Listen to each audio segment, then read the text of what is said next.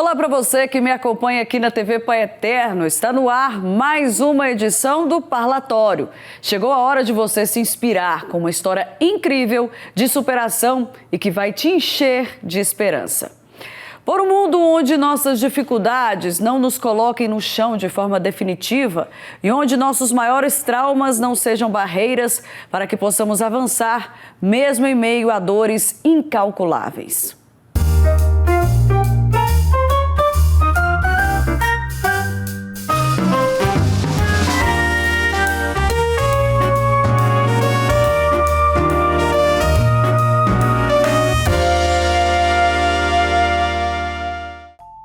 A morte de alguém querido pode nos paralisar, nos deixar sem chão e sem nenhuma motivação para continuar a caminhada. Agora, imagina perder um filho. E se essa criança for um pequeno anjo de apenas 7 meses? A cena dói só de falar, né? A filhinha da nossa entrevistada de hoje é esse personagem. Alguém que brilhou com o nome de Aurora. Ficou pouco tempo entre nós e mudou para sempre não só uma família, mas milhões de pessoas pelo Brasil. O Parlatório de hoje recebe a jornalista, escritora e terapeuta especialista em luto, Mariane Ferreira. Ela trabalhou durante 18 anos como repórter de TV e quando perdeu a filha Aurora, descobriu que poderia ajudar outras pessoas a superarem o luto. Mariane Ferreira, seja bem-vinda ao Parlatório. É uma satisfação ter você aqui com a gente nesse programa, viu? Satisfação é minha, Keis. Muito obrigada pelo convite ao programa Parlatório, por inspirar tantas pessoas e me dar a oportunidade de ser boca de esperança. Isso para mim é uma honra, mais do que uma gratidão, é uma missão de vida no qual eu posso compartilhar isso com vocês. Muito obrigada de coração. A honra é toda nossa, Mariane. Mas olha, vamos começar falando sobre a situação com a Aurora, Mariane. Eu queria que você falasse pra gente sobre a fatalidade que aconteceu com a sua pequena. Ok, a Aurora foi minha terceira filha, né? Eu já era mãe do Caleb, do Benjamin, e aí engravidei de uma menina, que foi um grande sonho, né? Veio realizar o sonho de ter uma menina. E aos 7 meses, menina perfeita, nós colocamos a Aurora para dormir e ela não acordou mais. Ela foi vítima de uma morte súbita, teve um ataque cardíaco e não acordou mais. E isso pegou a gente assim de surpresa, uma que você nunca imagina na sua vida, que tamanha tragédia vai alcançar a sua casa, né? E a outra situação é que você nunca se imagina na posição de um enlutado. Pode acontecer, parece, com todo mundo, mas com você nunca. Mas isso acontece e ao acontecer comigo, nós transformamos toda essa dor em uma missão de vida. Porque foi a dor mais profunda que eu experimentei. Foi algo assim tão terrível que você acha que você vai enlouquecer. Mas eu quero te dizer que há esperança para você. Se você se encontra nesse lugar de dor, nós vamos conversar aqui hoje e há esperança para você. Mariane, ela foi a sua primeira filha mulher, né? Você já tinha filhos, homens, e como que você, mas o seu marido, reagiu a essa situação, né? A essa morte trágica tão repentina da Aurora? Foi algo assim tão desesperador que não poderia ser diferente, né? E nós não tivemos chance de falar que faltou cuidado médico, faltou atendimento, nós fomos muito bem recebidos, a gente morava a um quarteirão do hospital, nós fomos muito bem atendidos, acolhidos e não faltou nada, né? A Aurora veio e aos 7 meses ela teve uma morte súbita, um ataque do coração e não teve jeito de que ela... Nós levamos para o hospital, teve todas as manobras, foram 40 minutos tentando, e foi uma morte muito sufocante para nós. Nós nunca tínhamos passado por uma experiência tão dolorosa, né? E nós tivemos que encarar isso, e aí a maneira que foi o grande questionamento das nossas vidas, né? Até no momento em que foi dado o veredito que ela tinha morrido, a partir dali começaram as mudanças na nossa vida. Nós não tínhamos noção do que era o trâmite com funerária, com cemitério, com IML, essa turbulência toda, que você já não tem mais cabeça para pensar mais nada dali para frente, depois de falar que você perdeu um filho, e a gente teve que tomar algumas decisões. E a partir dali a gente começou a ver que a gente não estava sozinho. Tinham pessoas para ajudar a gente em todas as etapas. Por eu ter trabalhado muito tempo na televisão, eu tive sim muitas facilidades, né? A direção do IML me acolheu assim prontamente, né? O cemitério, tudo for de detalhe, nós tivemos um acolhimento assim muito real das pessoas. Mas eu também aprendi que o chão abre de uma hora para outra na sua vida, que parece que você vai enlouquecer de um minuto para o outro na sua vida. E isso trouxe para a gente uma experiência de muito crescimento pessoal, né? De você... Nós passamos a entender que envelhecer não é opcional, nós vamos envelhecer. Se Deus quiser, nós vamos envelhecer. Mas amadurecer, sim. Amadurecer, você precisa se dispor para a maturidade. E nós estávamos prontos para passar o que tinha que passar, sem saber como passar, mas nós superamos esse processo de luto e eu entendo que existe, sim, superação para quem abre o coração para poder aprender o que não sabe. Mariane, você, por ser uma jornalista bem conhecida, né, no estado de Goiás, eu me lembro que quando a Aurora faleceu, surgiram outras situações, né, que as pessoas falavam, a Aurora faleceu porque caiu da cama. Como que vocês reagiram a todas essas especulações em relação à morte da Aurora? Sim, o que acontece é que ela foi realmente encontrada fora da cama, mas não no chão. A Aurora, ela se debateu, ela teve um ataque do coraçãozinho e ela se debateu e ela foi encontrada entre a cabeceira e o colchão da cama, mas numa caixa de som que tinha ali. Então eu encontrei ela dormindo igual uma bonequinha, virada, assim, com o rostinho virado. Mas o que trouxe alívio ao nosso coração foi que no IML, né, na Polícia Técnico-Científica, o laudo foi morte súbita. Não teve nenhum dano, nenhum órgão dela foi afetado, né? Em nenhum momento a suposta queda da cama que foi divulgada foi a causa da morte da Aurora. Isso trouxe muito alívio ao nosso coração, porque estava lá no laudo médico falando, o médico falou, é uma menina perfeita e não foi afetado nada, todos os órgãos estão intactos, mas a gente não sabe, não tem como prever o que causou essa morte súbita, né? E aí nós ficamos sabendo também que crianças que amamentam no peito exclusivo até 1 ano de idade é comum, mais comum do que a gente imagina uma morte súbita. Mas você só fica sabendo quando você passa por isso.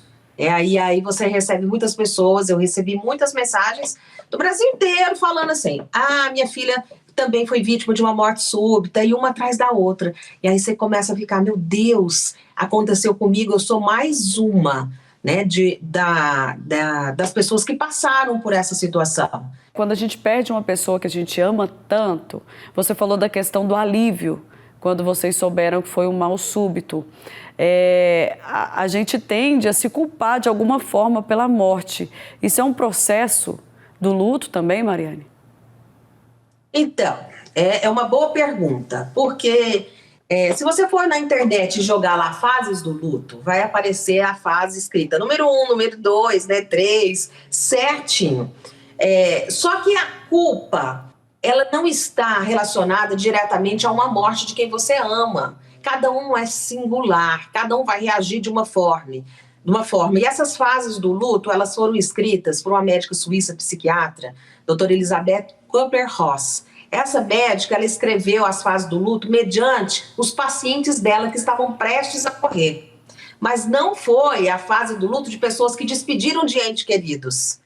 Então, hoje, se trata as fases do luto com pessoas que despediram de entes queridos. E eu comecei a perceber que tinha alguma coisa que não batia com a minha história quando eu não senti culpa. Sabe? Eu não senti culpa da Aurora ter sido vítima de uma morte súbita. Muito pelo contrário, nós amamos a Aurora intensamente, né? E eu não senti nenhuma vontade de barganhar, por exemplo, que é uma das fases do luto. Eu pensava assim, como que eu vou falar para Deus? Não, Deus, eu vou fazer isso para o Senhor me devolver. Eu sabia que tinha chegado o ponto final. E essa barganha, então, era com pessoas que estavam prestes a morrer, já estavam com um diagnóstico que iriam morrer. Então, eles barganhavam. Tá vendo como que encaixa essas fases ali com as pessoas que estão com o diagnóstico perto da morte? Não significa que todas as pessoas vão passar por negação, raiva, barganha, depressão. Não significa que é essa ordem. Também não significa que não vai existir algumas dessas definições no seu processo de luto. Né? Mas cada um reage de uma maneira, cada um é um. E as pessoas perguntavam para mim, você sente culpa? Aliás, foi essa fala de culpa que me fez ter certeza que eu não era uma pessoa normal. Mas, meu Deus, então eu sou doida, eu não sinto culpa nenhuma. Eu perdi uma filha e não consigo sentir culpada. Eu acho que eu amei a Aurora tão intensamente que a culpa não teve espaço. Nem no momento da morte ela não teve espaço. Eu tinha certeza que eu tinha feito tudo que eu podia por ela. Tudo. Então, eu não me senti culpada. E a partir daí, então, eu resolvi estudar para ver onde que eu não era normal. O problema era comigo. Né? E aí eu fui estudar. E aí descobri o que eu estou contando para vocês agora. Que essas fases do luto não foram escritas para pessoas que perderam alguém. Mas alguém que estava perto da morte. Vendo a morte, sendo diagnosticado com poucos dias de vida. Então, houve essa diferença. E aí eu me interessei pelo assunto e encontrei a minha missão de ser boca de esperança nessa terra. Mariane, a gente vai para um intervalo rapidinho, mas daqui a pouco a gente volta a conversar, tá bom? E olha, você aí de casa não mude de canal, porque em instantes o Parlatório já está de volta.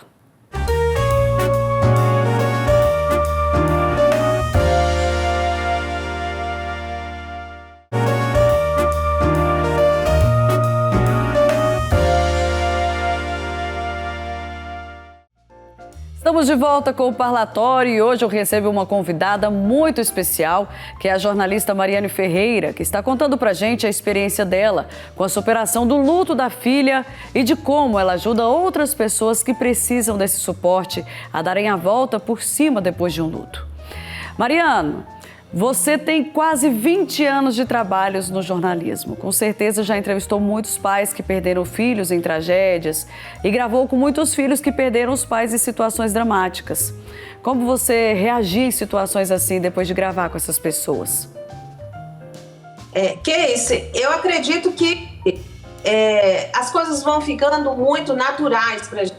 Mexe com esse tipo de informação todos os dias, né? Então a gente sente, dói na gente na hora que a gente vai fazer aquela matéria, de ver a pessoa sofrendo, mas a gente vai para casa e volta e cuida da nossa vida, da nossa história. E eu acredito que a gente, com o tempo, passar do tempo, essas notícias de tragédia vão afetando cada vez menos a nossa vida, né? A gente vai ficando muito frio. Muito frio. E eu conseguia por várias vezes ir fazer enterro, velório, e sair dali e pagar uma conta no banco, e a vida tá seguindo, não era comigo.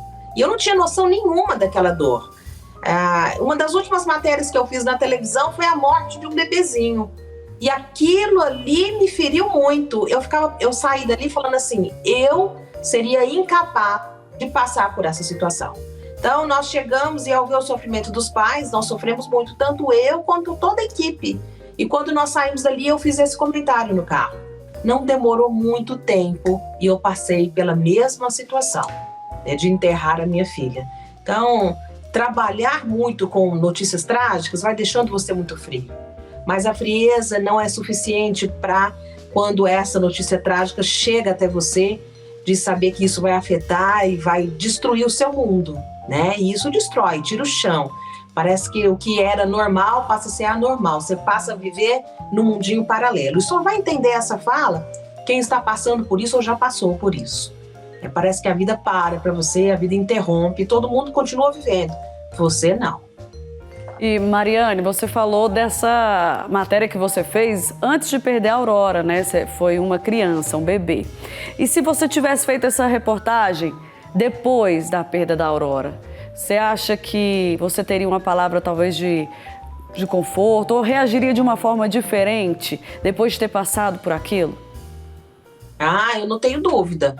Pelo menos ter noção da dor, do que a pessoa está sentindo, eu não tenho dúvida que eu teria essa noção, né? Mas Eu, na verdade, já se sentia muito incomodada. Todo mundo fala que eu saí da televisão por causa da morte da minha filha. Não, eu já estava incomodada, muito incomodada, de todos os dias falar de tragédia, de todos os dias falar de desesperança. E eu sempre tive um sonho de ser boca de esperança, de poder animar as pessoas, de poder significar alguma coisa na vida de alguém. E eu achava que eu não estava cumprindo essa missão. Então eu estava muito incomodada, e quando a Aurora faleceu, na verdade, ela só me trouxe a possibilidade de fazer o que eu sempre sonhei, ser boca de esperança. Então eu encontrei a minha missão através da Aurora. A Aurora, para mim, foi presente. Eu não consigo falar o contrário dela, eu não consigo falar de dor relacionado à Aurora. Hoje eu não consigo. Então, para que eu desse continuidade na minha vida, eu falo que eu superei o luto, o processo do luto, né? Então, você vai ouvir muitas pessoas falando que não tem superação. Mas não tem superação, e eu volto a falar que cada um é uma experiência muito singular. Eu estou longe aqui de dar uma verdade, mas eu posso contar a minha história. Eu consegui superar, e eu tenho a Aurora para mim como o maior presente da minha vida que eu pude ter. Ela trouxe para mim uma missão de vida. Então hoje eu sou extremamente feliz com o que eu faço. As pessoas falam, Mariana, mas você fala de morte? Não, eu falo só de vida. Esse estudo da tanatologia, que é a ciência que estuda o processo do luto, ele não estuda a morte para a morte, ele estuda a morte para que a vida tenha sentido, um real sentido. Mariana, vamos falar do seu livro, da Aurora? Lá no seu livro você fala como a fé te ajudou a superar o drama enfrentado com a morte da Aurora. Como essa obra tem repercutido na vida dos leitores e como Deus tem te ajudado nesses momentos. Explica pra gente. Incrível. Na verdade, A Luz da Aurora, meu primeiro livro, esgotou. Nós vamos para a segunda edição e junto com essa segunda edição vem aí uma série de 5 livros. 4 são livros infantis, onde eu começo a trabalhar educação para o luto. E o outro chama Luto Processado, que é a continuação da Luz da Aurora, que foram as experiências que eu tive com o aconselhamento do luto no meu consultório. Então, no meu consultório foram pessoas que também não acreditavam que podia ser superada essa dor, como muitas pessoas pensam. E aí, nesse momento, eu escrevo a história dessas pessoas que autorizaram, que saíram daquele lugar de dor. Então, desde o início, eu nunca tive dúvida que sozinha eu não daria conta. Eu nunca tive dúvida e nem passou pela minha cabeça que alguém poderia ser assim a pessoa que me oferecesse a cura. Então, eu sempre procurei a cura em quem eu achava que poderia realmente resolver o meu problema. Que, na verdade, no fundo, todo mundo sabe de onde vem a cura. Nós somos apenas instrumentos, né? E como instrumentos, Deus usa quem Ele quiser. Então, Ele pode usar um psiquiatra, um psicanalista, um psicólogo, um terapeuta, né? Uma criança, né? A minha sogra foi a pessoa que mais teve uma palavra de consolo para mim. Ela não tem estudo. Que eu pudesse falar, nossa, ela estudou muito e ofereceu algo para mim. Não. Então, eu tenho muito a fé afirmada que Deus pode todas as coisas. E Ele fala isso na Bíblia, né? Você pode todas as coisas em quem te fortalece. Quem é que fortalece você no seu dia a dia? Também tem outro versículo que eu amo, que fala que há cura para um coração quebrantado. Então, se há cura para um coração quebrantado, então é necessário que a gente entenda que nós temos o que aprender. A gente precisa abrir o nosso coração, aprender o que não sabemos, mas a cura vem de um único lugar. No fundo, todo mundo sabe. Agora, parar a sua vida e buscar essa cura é outra conversa. Em que você acredita, quanto tempo você está sofrendo e quanto tempo você vai querer sofrer.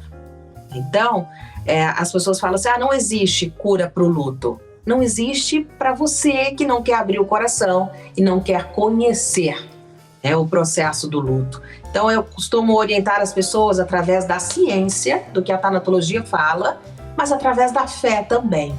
Depois, eu fiz um curso de psicoteologia, né, que é o aconselhamento à luz da palavra de Deus. Então, nós vamos comparando o que Deus me oferece, como que a ciência me explica. E aí a gente fecha o pacote. Se você abre o coração, você pode, então, buscar em Deus a sua cura, mas você vai entender qual é o processo que você vai passar. O que vai acontecer comigo no início? que era uma das perguntas que eu fazia quando eu busquei ajuda. Me fala o próximo passo, me conta quando é que eu vou enlouquecer, me conta como que eu vou morrer, quando que eu vou morrer, porque eu tenho certeza que eu vou morrer. É uma dor muito sufocante. Então eu pensava assim, a qualquer momento eu vou morrer. E olhava para o lado, eu via mais 2 filhos. Pensava, meu Deus, eu não posso morrer.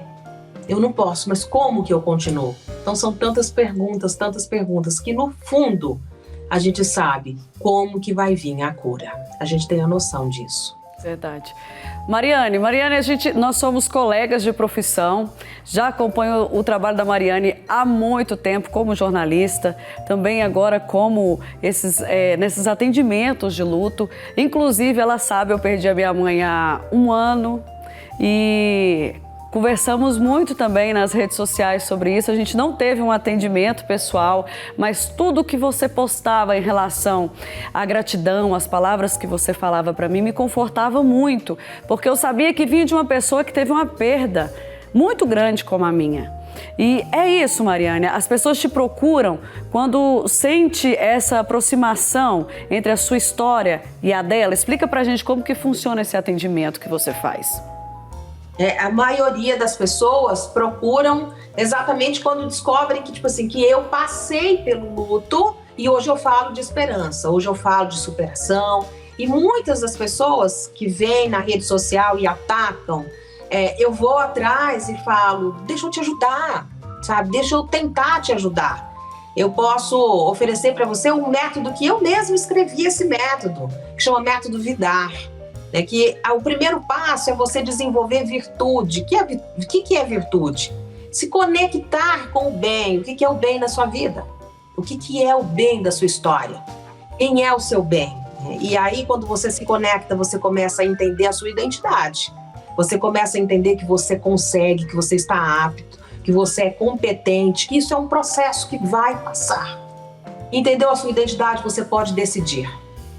Agora eu quero continuar. Como é que você fez, Casey? Decidiu, eu vou continuar. Você poderia ter simplesmente optado pela depressão e se entregando para a dor. A dor tinha mais sentido, mas eu sempre falo, gente, o amor é muito mais poderoso do que qualquer dor que você estiver enfrentando. Mariana, eu vou até acrescentar, é o amor e a gratidão, né? Gratidão pelo tempo que a gente teve com essa pessoa que em vida. Então eu acho que isso que move a gente também, né? Mariane, pra gente encerrar, eu queria que você falasse pra gente, o Aurora, primeira edição, não tem jeito nem de ter de forma online? Online tem. Online tem. Como que faz pra pessoa procurar o seu livro? Na minha rede social, no meu Instagram, Mariane Ferreira Cássio. Tá disponível lá online. A segunda edição chega agora em abril. Nós começamos a comercializar a segunda edição, que vem junto com o luto processado. Essas histórias de pessoas que passaram pelo processo de luto também. E tem previsão? Tem previsão para esses novos livros? Abril desse ano. Ah, tá perto. Mariana, eu queria pra gente encerrar que você deixasse sua mensagem para quem tá passando por um processo de luto, por um momento difícil. É tão novo para todos que passam por isso, né? É algo tão novo que a gente fala assim, eu pensava, meu Deus, que dor que é essa? Como que um ser humano aguenta essa dor? Todo mundo já passou por isso? É muito novo. Mas eu queria dizer para você que há cura para um coração que se abre. Se você guardar a dor, você vai ter o que o seu coração acredita. Então você vai ter exatamente no que você acredita. Não é possível superar, essa dor é para sempre, é isso que você vai viver.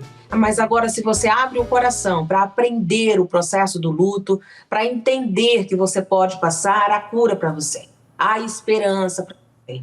Então, eu falo para você com toda certeza que eu descobri a minha missão de vida na minha maior dor. Né? E a dor, ela tem um único propósito, de trazer a você um amadurecimento, de fazer você descobrir um propósito que você ainda não conhecia. E isso é incrível na vida das pessoas. Então a minha palavra final é a cura para um coração que se abre. Mariane Ferreira, muito obrigada pela sua participação aqui no Parlatório. E olha, parabéns pela sua determinação, pela sua fé. Muito obrigada, viu, pela sua entrevista.